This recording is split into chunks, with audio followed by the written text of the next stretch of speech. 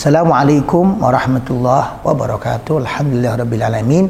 Allahumma salli ala sayyidina Muhammad wa ala ali sayyidina Muhammad. Kita berjumpa kembali di konten IBG. Insyaallah kita akan kembali menjawab pertanyaan yang masuk kepada kami. Izin bertanya Gus, di daerah saya ada masjid baru yang hendak dibangun. Padahal di situ sudah ada masjid lama. Tetapi karena yang masjid baru ini lebih besar, masyarakat berkeinginan untuk merubah status masjid yang lama menjadi musola. Bagaimana hukumnya? Bismillahirrahmanirrahim.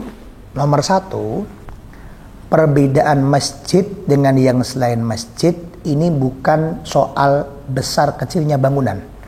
Kalau besar masjid, kalau kecil musola, bukan. Perbedaan status masjid dengan yang lainnya bukan gara-gara bagus atau jeleknya. Kalau bagus masjid, kalau jelek langgar, bukan. Perbedaannya bukan gara-gara mana yang lebih dahulu. Kalau lebih baru masjid, kalau lebih dulu surau, enggak. Apa perbedaannya? Satu-satunya perbedaan secara status antara masjid dengan yang bukan masjid adalah padahal status tanahnya. Kalau masjid, maka status tanahnya harus diwajibkan status tanah wakaf. Artinya apa? Ada tanah yang di situ jelas siapa pemiliknya. Sehingga ada wakif, ada orang yang wakaf.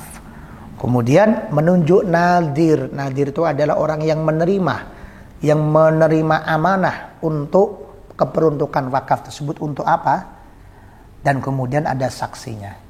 Ada wakifnya, ada nadirnya, ada saksinya, ada harta yang hendak diwakafkan, tanah misalnya. Kemudian terjadilah ikrar wakaf, keperuntukannya untuk masjid. Detik itu, maka sudah dihukumi sebagai masjid.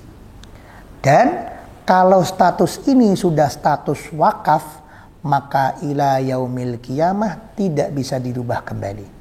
Status wakaf, maka panjenengan menyerahkan kepemilikan harta tersebut bukan kepada orang. Nadir bukan sebagai pemilik, tapi nadir hanya menjalankan amanah. Pemiliknya siapa? Pemiliknya adalah Allah Subhanahu wa taala untuk kemaslahatan umat muslimin di sekitar situ. Jadi, menyerahkan sertifikatnya kepada Allah taala dalam ikrar wakaf. Sedangkan sertifikat yang sudah dikasih kepada Allah tidak bisa ditarik kembali. Bagaimana cara kita narik kembali? Dan alhamdulillah dalam KHI, kompilasi hukum Islam, hukum positif yang ada di Indonesia sudah mengatur hal tersebut dalam undang-undang. Artinya apa? Apabila ada tanah yang sertifikatnya sudah didaftarkan ke BPN sehingga turun sertifikat wakaf, tentu ada keterangan dari KUA bahwa sudah terjadi ikrar wakaf dan lain sebagainya, maka sertifikat wakaf tersebut bernilai 0. Artinya apa? Sebesar apapun tanahnya, kita titipkan sebagai agunan jaminan di bank sudah tidak bisa diterima.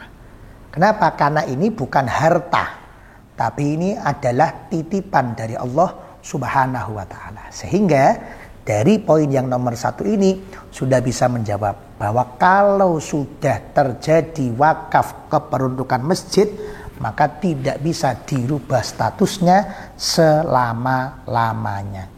Ini yang nomor 1. Yang nomor 2, kalau memang belum terjadi ikrar wakaf, lah kenapa selama ini disebut masjid? Ya pokok orang-orang menyebutnya masjid. Sudah ada wakaf belum? Belum. Sudah ada nadirnya belum? Belum. Ya pokoknya cuma ada takmir, cuma masjid, cuma disebut begitu, padahal sertifikatnya masih menjadi milik orang, belum ada ikrar wakaf dan lain sebagainya. Maka berarti sebutan masjidnya yang tidak sah. Berarti hukumnya sama dengan musola biasa, hukumnya sama dengan surau biasa.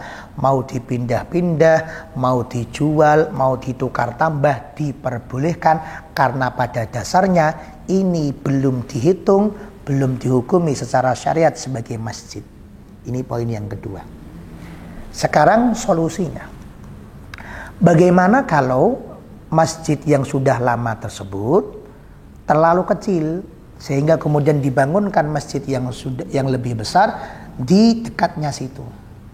Maka jawabannya, solusi itu yang paling paham adalah penduduk sekitar. Saya kurang memahami ini bagaimana, itu bagaimana, ini plusnya seperti apa, itu minusnya seperti apa, kita tidak memahami. Tapi yang penting, nomor satu, syariatnya tidak boleh dilanggar. Artinya kalau itu masjid, nggak boleh dirubah untuk yang lain. Waliyadzubillah min dalik, dijual. Masa ada tulisan masjid ini dijual? Nah, sesuatu yang melanggar syariat. Nah, bagaimana solusinya? Statusnya tetap status masjid. Mau dibangun masjid di sebelahnya yang lebih besar dibandingkan ini, nggak ada masalah. Kenapa? Karena tidak harus masjid itu diselenggarakan Jumatan di situ. Nggak harus. Artinya masjid yang baru yang besar tetap sholat 5 waktu. Masjid yang di sini tetap sholat 5 waktu. Tapi kalau Jumatan semuanya pindah ke masjid baru yang besar. Boleh. Jadi dalam syariat masjid tidak harus didirikan Jumatan. Jumatan jadi satu, boleh. Ada masjid tidak digunakan Jumatan, tidak menjadi masalah. Kalau tadi pertanyaan, masjid dirubah statusnya menjadi musola, berarti kan ya tetap dipakai sholat. Nah itu yang paling bagus. Artinya apa? Tetap keperuntukan masjid, nggak usah diganti musola. Sana masjid baru, sini masjid lama, selesai. Oh kalau kegiatan yang besar-besar, masjid baru, monggo. Jumatan, masjid baru, monggo. Pengajian, masjid baru, monggo. Tapi masjid lama tetap difungsikan sebagai penyelenggaraan sholat 5 waktu. Karena bisa buat masjid baru, karena barokahnya masjid lama. Masyarakat bisa urunan menjadikan masjid baru, karena mereka sudah terikat dengan masjid lama. Berarti masjid ini adalah masjid yang penuh dengan barokah. Maka tetap digunakan sholat 5 waktu seperti biasa. Ada kegiatan-kegiatan dibagi, kadang di masjid yang baru, kadang di masjid yang lama. Malah enak, panjenengan punya 2 tempat. Tetapi untuk Jumatan bisa dipindah ke masjid yang baru, karena masjid tersebut tidak harus digunakan sebagai tempat Jumatan. Ini yang perlu dipahamkan kepada masyarakat. Terkadang masyarakat menganggap kalau ada masjid harus sebagai Jumatan. Tidak. Tidak semua masjid harus dipakai untuk Jumatan. Ini yang bisa kami sampaikan. Semoga dapat dicarikan solusi yang terbaik. Karena setiap tempat ini keadaannya berbeda, sehingga solusinya juga berbeda-beda. Terima kasih. Assalamualaikum warahmatullahi wabarakatuh.